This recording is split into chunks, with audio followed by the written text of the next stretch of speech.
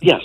The reason I was asking you what this is if it's not a democracy is because I fear and suspect that people that speak in this way are upset with the fact that in a free society you have free press, which is owned not by the state, but by individuals. And as a result, those individuals will take their editorial stances on various political persuasions and run editorials accordingly. Now, the alternative to that is a state-controlled press, where the state decides what people get to read and the state decides who to endorse for political primacy.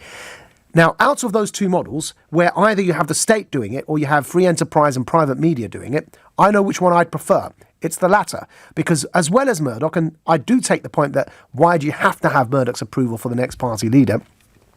But Murdoch isn't the only person that owns press in this country. He's only one of the people. And I'm not so sure in a social media age just how relevant that is anymore.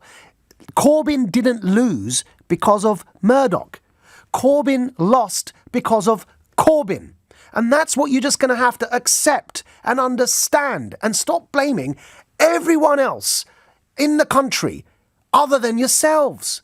This idea that it's the workers' faults because the working classes have become stupid and too stupid to vote in their own interest, so they voted Tory. Or this idea that the media has manipulated the country because people are too stupid to think for themselves and the media told them how to vote.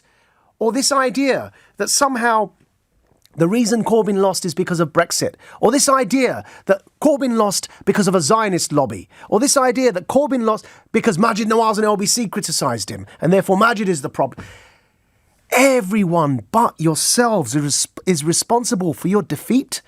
And not once, even Corbyn himself, to come forward and say, it took him 2 days to accept that he was even slightly responsible for this defeat. Mr. Corbyn, you lost because nobody wanted you to win. That's the reason you lost. And that isn't me just giving you an opinion. The data is telling us this. When asked as to why people didn't vote Labour, the overwhelming majority of them didn't say it was Brexit. They didn't say it was because of a Tory conspiracy or a media conspiracy or we're too stupid to know our own interests. They said because we don't like Mr. Corbyn. And so, I'll tell you one thing.